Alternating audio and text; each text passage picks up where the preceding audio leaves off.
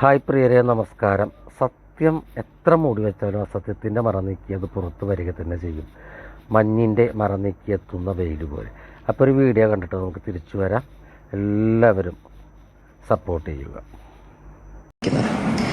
2002 ഫെബ്രുവരി 27 ഗോദ്രയിൽ വെച്ച് സബർമതി എക്സ്പ്രസിന് തീപിടിക്കുന്നു. ഈ അപകടത്തിൽ 58 പേര് മരണമടയുകയും ചെയ്യുന്നു. നിമിഷ നേരം കൊണ്ട് ട്രെയിൻ കത്തിച്ചത് മുസ്ലിങ്ങളാണെന്ന തരത്തിൽ വാർത്തകൾ വന്നു.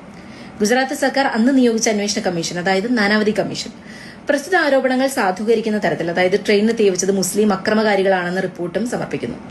എന്നാൽ 2004 കേന്ദ്ര സർക്കാർ രൂപീകരിച്ച ജസ്റ്റിസ് ബാനർജി കമ്മീഷൻ കണ്ടെത്തിയത് ട്രെയിനകത്ത് വെച്ച് പാചകം ചെയ്യുമ്പോൾ, അതായത് കർസേവകർ പാചകം ചെയ്യാൻ ഉപയോഗിച്ച സ്റ്റൌ പൊട്ടിത്തെറിച്ചാണ് അപകടമുണ്ടായതെന്നും കമ്മീഷൻ കൃത്യമായി പറഞ്ഞു. ജസ്റ്റിസ് VR കൃഷ്ണയ്യരുടെ നേതൃത്വത്തിലുള്ള കൺസേൺ സിറ്റിസൺ ട്രൈബ്യൂണൽ കണ്ടെത്തിയത് ട്രെയിൻ കത്തിക്കൽ മുസ്ലിങ്ങൾ നടത്തിയ ആക്രമണമായിരുന്നില്ല എന്ന് മാത്രമല്ല, ഗുജറാത്ത് കലാപത്തിന് അന്നത്തെ സർക്കാർ സംവിധാനങ്ങൾ സൌകര്യം ചെയ്തു കൊടുത്തു എന്നുകൂടിയാണ്.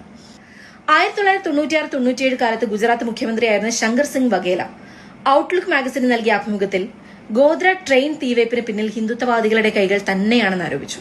മുസ്ലിങ്ങൾ പൊടുന്നനെ ഗോദ്ര ട്രെയിൻ കത്തിക്കേണ്ട കാര്യം എന്താണെന്നും ആ പുകയിൽ കർസേവകർ മാത്രം ഉണ്ടായിരുന്നു എന്ന് മുസ്ലിങ്ങൾ അറിയുന്നത് എങ്ങനെയാണെന്നും ചില ഹിന്ദുത്വ നേതാക്കൾക്ക് മാത്രമേ കർസേവകരുടെ യാത്രയെപ്പറ്റി അറിവുണ്ടായിരുന്നുള്ളൂ എന്നും അദ്ദേഹം പല സന്ദർഭങ്ങളിലും പറഞ്ഞു.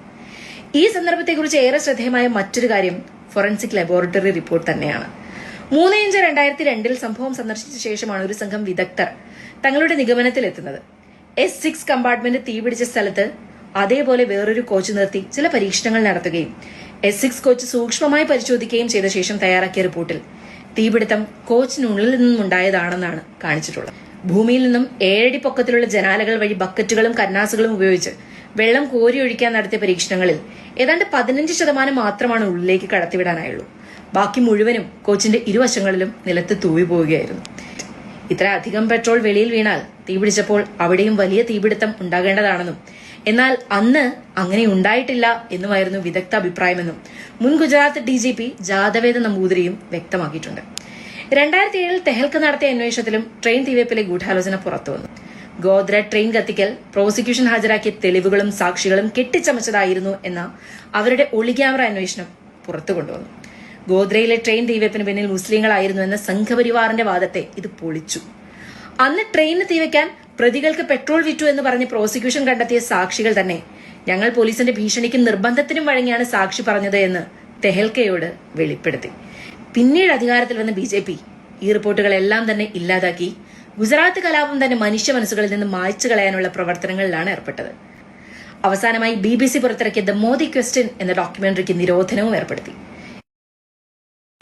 ചിലർ ചരിത്രത്തെ അപനിർമ്മിക്കുമ്പോൾ വസ്തുതകൾ വെച്ചുകൊണ്ട് ചരിത്രത്തെ ഓർത്തെടുക്കുകയെന്നത് ഒരു സമരമാണ്. ആ സമരത്തിൽ നമ്മൾ ഏർപ്പെടേണ്ടതുണ്ട്.